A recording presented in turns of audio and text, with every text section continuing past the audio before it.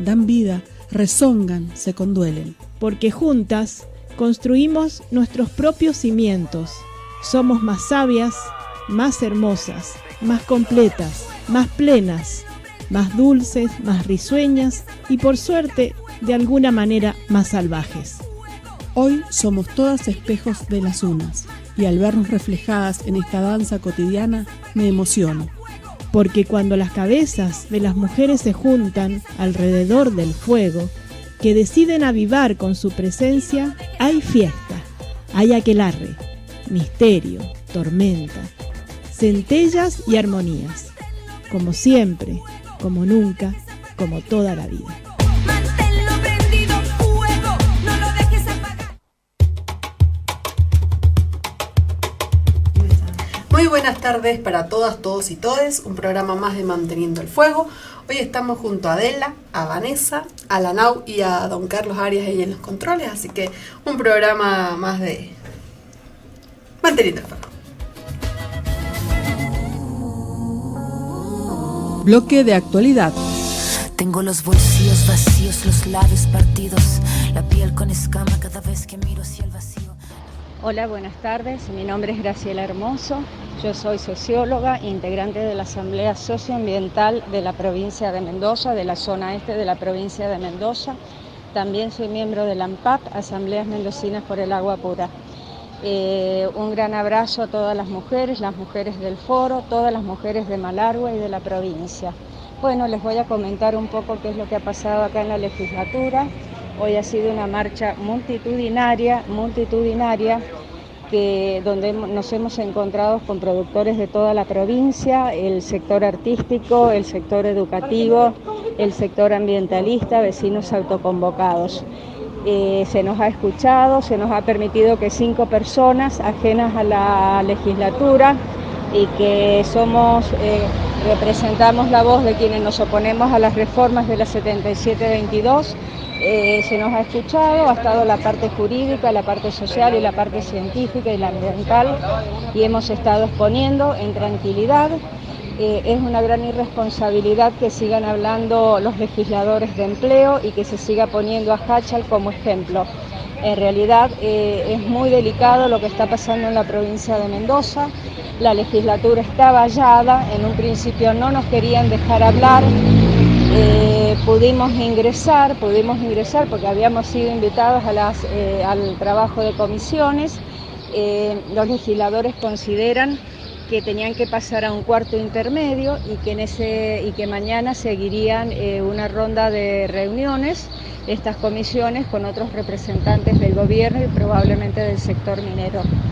En realidad, lo más importante ha sido la licencia social que nosotros decimos tener y que no se la damos porque no hay licencia social para que los legisladores modifiquen esta ley, y que hemos cuestionado firmemente que no se consideren otras actividades como por ejemplo el turismo, la agroecología y un montón de actividades que pueden ser posibilitadoras de ampliar la matriz productiva sin que el extractivismo exista en la provincia de Mendoza. En este momento se ha negociado, han nacido miles y miles y miles de personas que han venido de todas partes de la provincia. Todavía estamos acá. Se habían bloqueado las 3 puertas de salida de la legislatura para evitar que salgan los legisladores, porque el pedido nuestro es que se rechace este proyecto, que se le dé de baja, que no se discuta.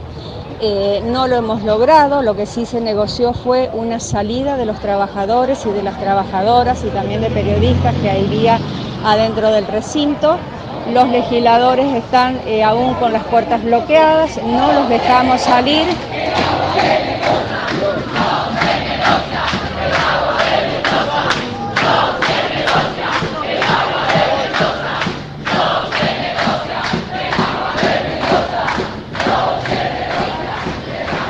Bueno, están escuchando ahí el clamor popular. Esto es el pueblo de Mendoza, que no se retira de acá, y seguimos insistiendo que modificar la ley 7722, además de ser inconstitucional, es criminal. Así que nos veremos en las calles y nos veremos en la corte si es necesario, pero seguiremos luchando para que Mendoza tenga un ambiente limpio. Tener un ambiente sano y el agua preservada es un derecho humano. Les mando un abrazo a todas las mujeres. Esta también es una lucha feminista. La presencia femenina acá en la legislatura es fundamental y en cada una de las asambleas y de los grupos de autoconvocados. Entonces, bueno, las mujeres que son tan posibilitadoras de esta transformación social, un gran reconocimiento y un abrazo. Bueno, así están todos los manifestantes ahí en la legislatura. Hay un montón de gente, ha venido una caravana desde Valle de Uco, defendiendo el agua, defendiendo que no se utilice estos elementos químicos que son tan nocivos para la vida. Así que seguirán y seguiremos dando las noticias en este caso. Siguen en la legislatura. Hasta ahora lo único que sabemos que la diputada Laura Chazarreta, que es una feminista popular, es la única que se ha manifestado en contra. Así que bueno, sigue la lucha y seguimos defendiendo el agua.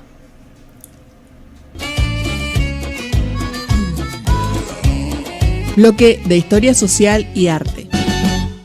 Somos las megas ardiendo, somos la rabia y la voz. Hemos venido a cantaros que se acabó la opresión. Bueno, buenas tardes, ¿cómo estamos? Este programa lo hemos destinado a tratar el tema de la relación entre las iglesias como instituciones y la posición que ocupan las mujeres en su interior. Consideramos que hoy en día hay mujeres que perteneciendo a alguna iglesia, ya sea católica, evangélica, musulmana, judía, no se siente cómoda con el trato o los mensajes que recibe en relación a su condición de mujer y sin embargo quiere seguir perteneciendo a esa iglesia. Como nosotros, ustedes saben, tratamos todos los temas desde la perspectiva de la mujer, nosotros hemos observado que las iglesias tienen un trato desigual en cuanto a la toma de decisiones respecto de hombres y mujeres. También imponen un modelo de mujer. En síntesis, que el patriarcado también atraviesa estas iglesias y a la vez las iglesias fomentan o hacen propaganda, sostienen, digamos, difunden o tienen como parte de su ideología el patriarcado, ¿no? Entonces, pero de todas maneras nos interesa ver desde el interior, nos interesó saber desde el interior de las distintas iglesias qué piensan las mujeres que han pasado por esta situación de observar estas desigualdades y cómo han resuelto, cómo han buscado formas de resolver este problema o de organizarse, ¿sí? O de ver qué hacer, ¿sí? Entonces tenemos a 3 mujeres que hablan de estas temáticas, por la Iglesia Evangélica Mónica Tapia, del Centro Cristiano Nueva Vida, por la Iglesia Católica María Teresa Bocio, perteneciente a la Organización Católicas por el Derecho a Decidir, y también Cecilia Anastasi, que ha sido monja y también, bueno, reflexiona sobre todos estos temas. Ellas les hicimos una encuesta y les preguntamos sobre la situación de la mujer, sobre la relación que tienen con situaciones sociales como la pobreza o la comunidad, y los derechos sexuales y reproductivos, y la relación que opinan sobre la relación de la Iglesia, en este punto sería puntualmente el católica, y el Estado. Así que bueno, acá vamos a ir escuchando. Estoy acá contestando algunas de estas preguntas, hablando un poco de nuestra vida como mujeres en instituciones como la Iglesia Evangélica, a donde he estado casi toda mi vida. En cuanto al lugar que ocupamos, realmente ha sido muy difícil. Hace 50 años que estoy en la Iglesia Evangélica y puedo decir que recién en los últimos 10 años estoy descubriendo que podemos tener el mismo lugar, las mismas oportunidades y la misma participación, el mismo nivel de participación, y realmente podemos tomar decisiones también desde todos los niveles de la Iglesia. Pero me ha costado muchísimo desde la juventud. He podido estar ingresando en ese círculo que parecía siempre un círculo exclusivo de los hombres, porque eran ellos los que tomaban las decisiones, eran ellos los que ponían las pautas, y generalmente a la mujer se la juzgaba no por su capacidad o por su voluntad para hacer cosas y para influir para bendición de otros, sino que se la juzgaba siempre a la mujer más por su apariencia, más por la forma en que se vestía o la forma en que se peinaba, o se le ponían limitaciones para decir que no podía vestirse así, no podía peinarse así, no podía usar esta ropa, si quería estar participando en actividades de liderazgo o actividades realmente que iban a definir y que iban a decidir cómo actuar y cómo llegar a los objetivos de la Iglesia. La Iglesia Católica siempre le ha reservado un lugar subalterno a las mujeres, ¿no? Siempre las mujeres fuimos las que sostenemos, somos las que sostenemos las cuestiones ligadas a la formación, a la catequesis o a la resolución de necesidades de los sectores más empobrecidos que recurren a la Iglesia, como por ejemplo a partir de Cáritas.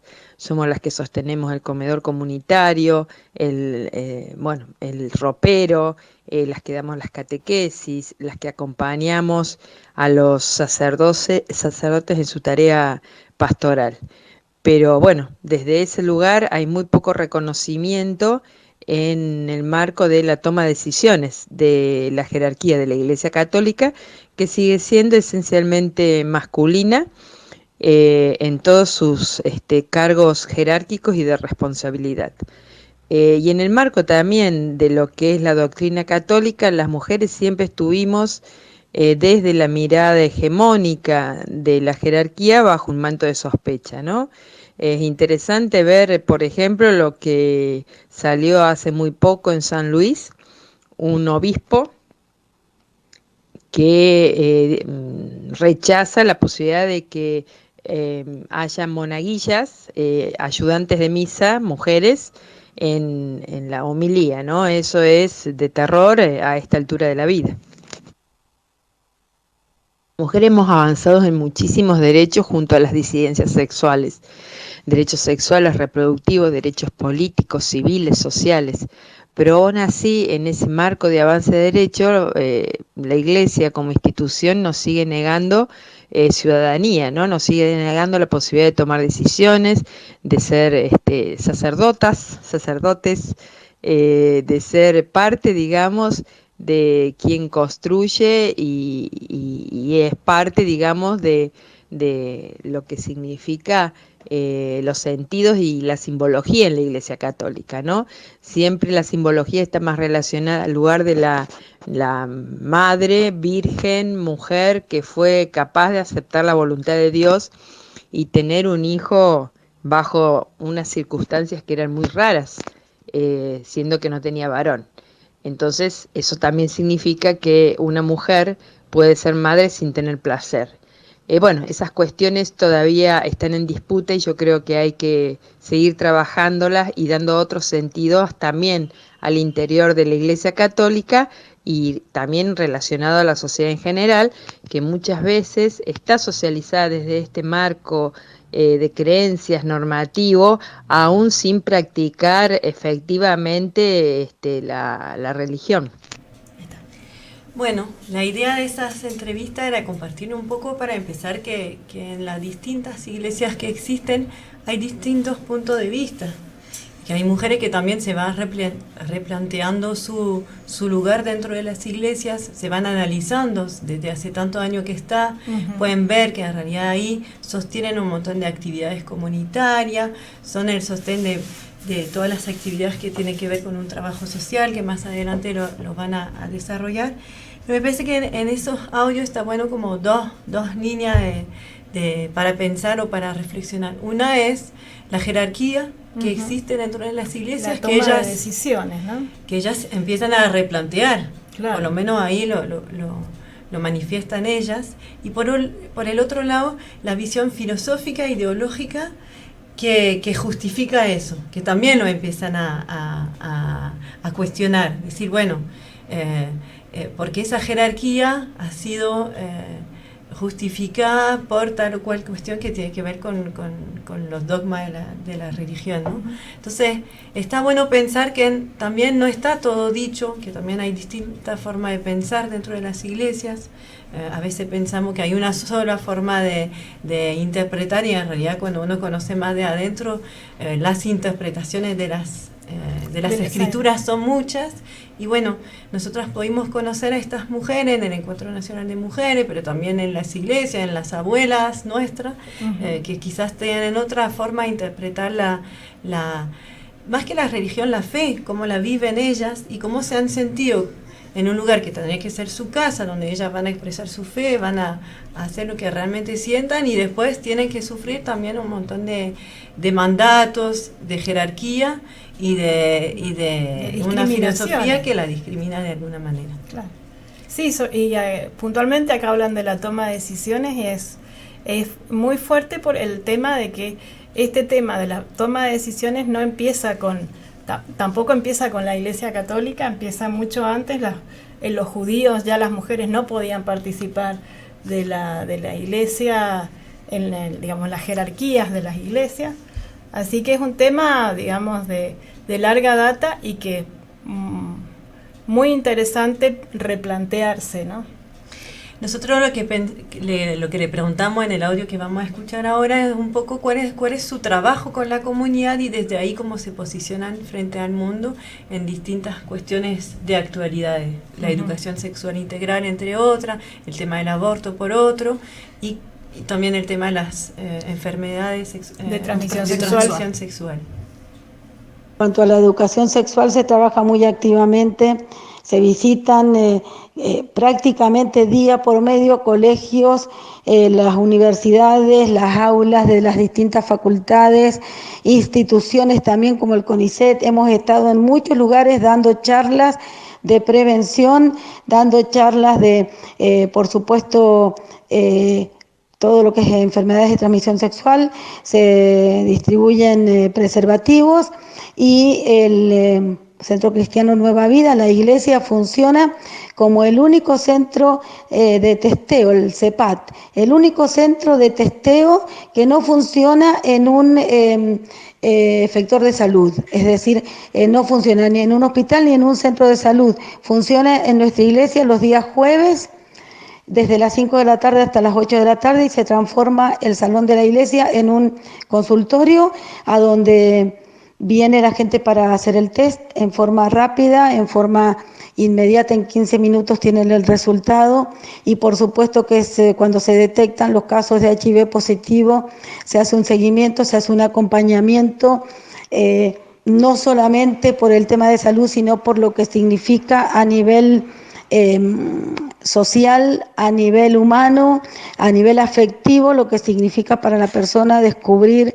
que es un HIV positivo. Así que en ese tema lo tenemos muy claro, se trabaja distribuyendo los preservativos, enseñando. Esto nos ha significado mucha crítica, incluso de las iglesias, de otras iglesias evangélicas, y también de iglesias de distinta denominación, pero tenemos muy claro cómo es el trabajo, cómo es el tema de la prevención, cómo es el tema de el que aborta, el que quiere abortar, el que tiene una situación de riesgo, y bueno, los recibimos a todos en el amor, que es el vínculo perfecto. Bueno, como católicas tenemos una muy linda relación con los curas de la Opción por los Pobres, sobre todo con el padre Paco, ¿no? Los curas de la Opción por los Pobres están en territorios devastados por la pobreza, y ahí tienen mucha conexión con las mujeres, y desde ese lugar pueden comprender qué les pasa a las mujeres cuando se enfrentan a maternidades no deseadas, a maternidades imprevistas. Desde ese lugar siempre y en ese colectivo de los curas por la Opción por los Pobres encontramos comprensión, escucha, acompañamiento, a diferencia por ahí de otros sacerdotes que siguen poniendo, digamos, una perspectiva dogmática en relación al tema de la maternidad y el aborto. Bueno, como católicas nosotras estamos a favor del derecho a decidir y de la libertad de conciencia, que es digamos, una opción que tenemos las mujeres en el marco de la Iglesia ante situaciones que de alguna forma nos ponen, bueno, en un lugar de fragilidad o de una toma de decisión que tiene que ver con nuestros deseos y necesidades, ¿no? O sea, cuando hay una duda frente a una situación, siempre es bueno tener la opción de elegir en esa situación. Entonces, cuando las mujeres quedamos embarazadas por diferentes situaciones, pero no podemos cumplir o realmente llevar adelante esa maternidad, bueno, tenemos libertad para decidir, ¿no? No somos simplemente sujetas biológicas determinadas, también somos sujetas psicosociales, que, bueno, trabajamos en el marco de una cultura, construimos nuestros sentidos en un marco cultural, tenemos proyectos de vida y la maternidad siempre tiene que estar ligada a la decisión y a los proyectos de vida de las mujeres, no es una imposición biológica.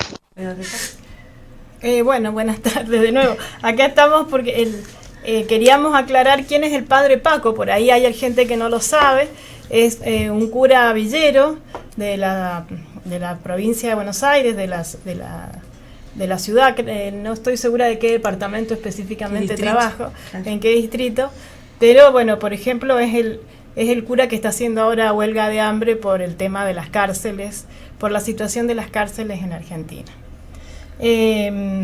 Un poco lo que queríamos comentar en esa parte, ese comentario o esas posiciones que tienen estas mujeres que están dentro de distintas iglesias, es su relación con la comunidad y cómo ella a hacer frente a situaciones de pobreza, de marginalidad o de situación más complicada en las familias, digamos, tienen una posición frente a otros temas como la educación sexual integral. Ellas no entienden como una necesidad, como una urgencia para que la gente se pueda cuidar, y en el caso que no han tenido acceso a eso, bueno, hacen testeo con el tema del HIV y pueden acompañar eso. Digamos, es una posición de acompañamiento del otro en la situación en que está el otro, y veíamos que es una cuestión interesante porque el otro es otro y tiene su vida, puede decidir y tiene sus problemas, y desde ahí lo acompaño yo, sea quien sea. Entonces, me gusta mucho cuando dice lo recibimos en el amor, que es el vínculo perfecto. Claro.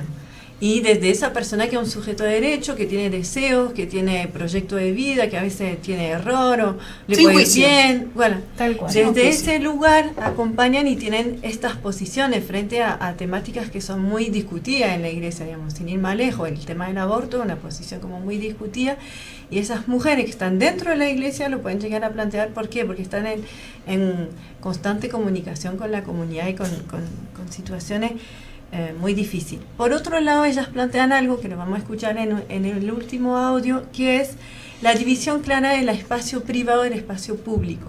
Ellas que plantean una cosa, el espacio del sujeto, tu espacio interior, tu familia, tus deseos, tu espiritualidad, tu fe, y sobre eso cada persona puede decidir. Otra cosa, el espacio público, de lo que se puede legislar o no desde el Estado. Son muy claras en esa intervención que van a hacer y que después podemos comentar.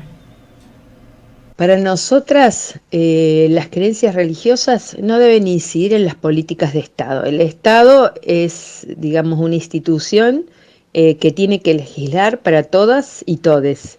No es una institución que tiene que unirse a una religión o a las religiones. Las creencias son personales, privadas, tienen que ver con el marco de la espiritualidad que cada una de nosotras decide desarrollar e incorporar a su vida cotidiana, ¿no? Por eso nosotros decimos que haya una política pública que tenga en cuenta los derechos sexuales y reproductivos, no implica que se imponga a las personas esa política pública. Cada una elige si quiere o no entrar en el marco de esa política pública, y eso tiene que ver con el debate del aborto. O sea, que se legalice el aborto implica que el Estado asegura un derecho a las mujeres que necesitan, precisan o deciden interrumpir un embarazo. Pero eso no obliga a las mujeres a interrumpir un embarazo, siempre es una decisión personal continuar o interrumpir. Con otras organizaciones, con otras instituciones religiosas, también hemos construido vínculos, porque también tanto en el movimiento evangélico, pentecostal, metodista, anglicano, encontramos pastoras, encontramos mujeres, varones, que forman parte de estas iglesias y también construyen una mirada diferente acerca de lo que son los derechos sexuales y reproductivos, ¿no? Y ponen a la sexualidad más en el marco del espacio privado, de las decisiones personales, del placer, y no como una prescripción de las instituciones sobre los cuerpos y los deseos. Yo creo que eso es importante, pensar a la sexualidad como un espacio que le compete al sujeto, a las sujetas, a los individuos, a su desarrollo, y no tiene que ver con un marco institucional. En cuanto a la pregunta sobre relación entre Iglesia y Estado, lo tenemos clarísimo, tiene que haber una división entre Iglesia y Estado, eso lo tenemos muy claro, por eso estamos trabajando a través de las fundaciones y las asociaciones civiles de la Iglesia. Se está trabajando hace muchos años y se trabaja también en algunos proyectos en el Congreso para lograr que haya una división total de Iglesia-Estado. El hecho de que la Iglesia siga dependiendo del Estado, más bien puede ser vivido, ¿no es cierto?, como un alivio para la Iglesia, que sabe que va a estar sostenida, pero en realidad en el fondo no es un alivio, es una limitación, porque entonces sus discípulos no terminan de hacerse cargo cabalmente de todo lo que implica conformar una comunidad y sostenerla. Por lo tanto, no solamente me parece que habría que con cierta justicia aliviar a los que no quieren ser parte de la Iglesia de pagar, sino que además me parece que sería un aporte importante a la conciencia de comunidad de la Iglesia el hecho de que los católicos asientan a que esa es su comunidad y por lo tanto se van a hacer cargo de sostenerla, ¿no? Hay muchas cosas que se ordenarían, por así decirlo, y roles que se aclararían por el solo hecho de que la Iglesia se pueda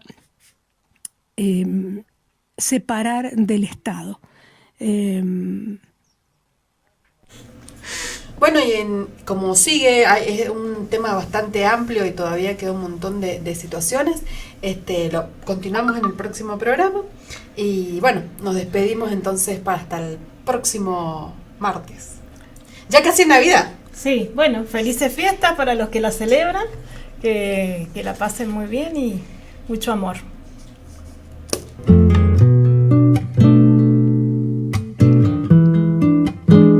Hoy echamos un palito al fuego. Mantengámoslo encendido hasta el próximo encuentro.